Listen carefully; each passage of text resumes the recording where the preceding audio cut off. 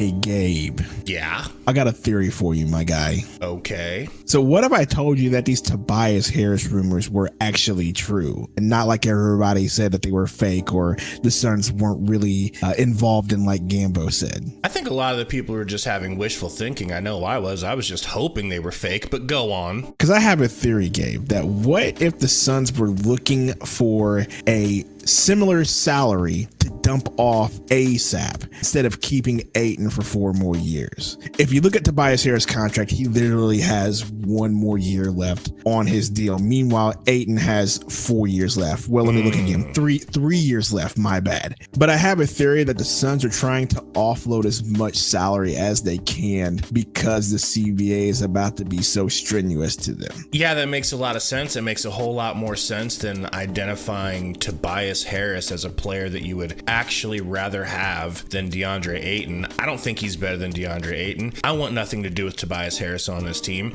And it seems like, if you think about it, they probably struck out. Hit that like button for us and tell us in the comments, do you think Ayton's going to be traded or stay with the Suns all season? The news that has been coming out today is Ayton is staying. It's done. Everybody knows he's staying. So stop asking. And it's like, well, didn't you just yesterday, speaking of the big media members, didn't y'all just come out yesterday and act like we were trying to move him for Tobias Harris? And don't say it could have been someone else, because it couldn't have been someone else. Financially, it would have had to have been Ayton, so it probably struck out. And now they're letting it be known, hey, we're keeping him. And I think that does 2 things. It drives up his value a little teensy bit to make other teams think, hey, we're not desperate to get rid of him here, all right? We're happy with him, all right? So don't be offering us shit. And then the other thing is, it kind of tells Ayton, hey, that stuff last night was fake. We're not trying to get rid of you for Tobias Harris. Please don't pout all season. Yeah. Please don't pout all season. That is for sure. I think you're on track here. But the reason why I say that is because we all know that this new CBA is going to be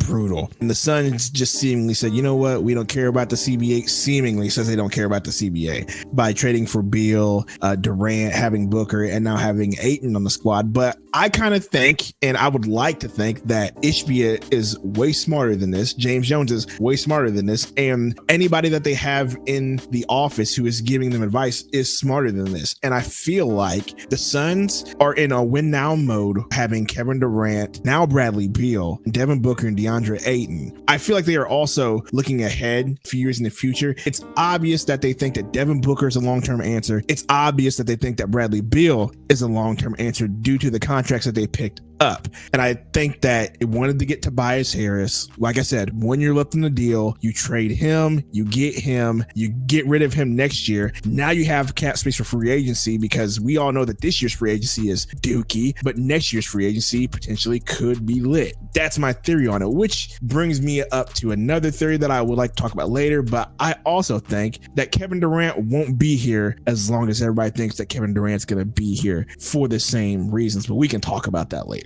Well, that is a great tease for your next video. And let me just tell everyone as well, when you explained that to me, I was firmly against it. I'm like, he's retiring here, but you did bring up some good points that make me think you might be right. My overall desire here with Ayton, the direction I think they really should go, stop trying to trade this dude in public. I don't know who's been leaking everything, but just stop it. Give this man, I'm not asking for a full year, give DeAndre Ayton a half of a season with Vogel to see if Vogel can fix him. Let's put it this way. If Vogel was still coaching the Pacers and Ayton went to the Pacers, wouldn't we all have a hunch or an underlying fear that he was about to go get fixed by Vogel? Because if he could do it with Hibbert, why wouldn't he be able to do it with DA? Give him 1/2 of a season. I think his value can't be any worse than what it is right now. I think after half of a season, maybe he doesn't fix Ayton all the way, but Ayton's looking better than he did in the playoffs, which ain't going to be difficult because he was completely checked out. So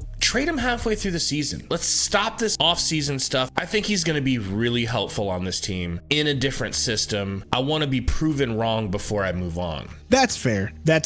I am also in your realm of thinking. I think that DA, especially after reports that hearing that Monty Williams did not like Deandre Ayton and Monty Williams did not like any of the bigs that we had in the team, essentially. Like, that's a wild concept if you think about it. Like, he did not like Ayton, he didn't like sticks, and refused to use them. And you saw Ayton after the season was over. We talked about this on our live show that Ayton looked really, really happy after that end of the season meeting with James Jones and Matt Ishbia. Like he knew. And so I'm in the same realm of thinking as you. He has a new coach. He has a coach that's going to believe in him. He has a coach that's not going to treat him like a child, like a baby, essentially. And I think that he'll turn it around. That's just my opinion. And I think he will surprise and shut up a lot of Suns fans. But I still think that my theory is correct. I still think on the chance they are trying to offload him because of that contract, because they know that the CBA is really going to be really tough to get around with all those max contracts. You know how they talk about the moment you become sentient as a child? You might be 3-4 years old, and then all of a sudden you look up from your toys, your little ABC blocks, and you're like, whoa, I'm in a living room right now. Like, what is this? I'm alive. That sort of. I keep expecting that Ayton is gonna get old enough to where being a man kicks in,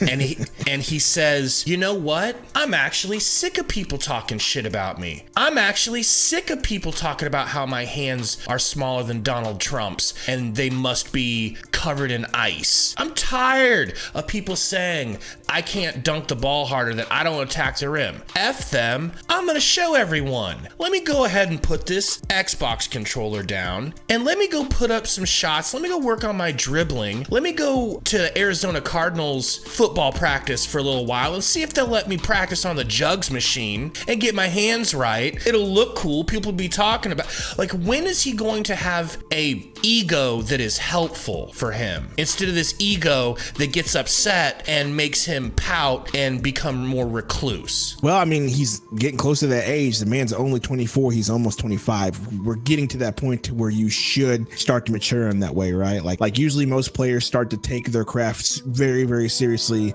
at 25, 26, 27 years old. So he's getting around that age. So if he doesn't do it soon, then it's safe to assume he's never going to do it. I know there's a lot of young people that watch our show. I just want to say, I'm 36, you're 35. We can both promise y'all, even if you're 21, 22, 23, I know you feel like you're an adult right now, but you're not. Your adult brain is going to kick in some point between 28 and 35, and you're going to start to see the world differently. God, don't you feel old right now, Sundo? I do feel old, but hey, but I trace where you're going with it. And yes, DeAndre Ayton sooner or later will reach that point. He'll reach that point, and he's got enough players around him. He's got enough mature players around him, and Kevin Durant and Booker, now Bradley Beal, where that should rub off on him. So yes, I didn't bring it up as a way to say, hey, we should get rid of Ayton. I just brought it up as a way to explain maybe why these rumors were floating around, because it seemed to be like every other day there was a rumor. The Hawks are interested. The Sixers are interested. The Celtics are interested. The Mavericks are interested. Like, there seemed to be every 2 or 3 days a new team was interested in DeAndre Ayton and trying to trade for him. And so I just was like, well, and then you had Gambo have reports like he's not getting traded. He's not getting traded. Meanwhile, your boy Flex was saying, yeah, he's getting traded. He's getting traded. So you had all these rumors going around. And so I just tried to make sense of it. Like, we're keeping him now, but why did these rumors come up? And I'm just thinking they just wanted to offload his contract and maybe try to take on an expiring one. Didn't work out. So guess what? We're sticking with Ayton. The 2023-2024 season is about to be a good one, in my opinion. Well, tell us what you guys think in the comments below. Thank you for hanging out with us, and we will see you next time.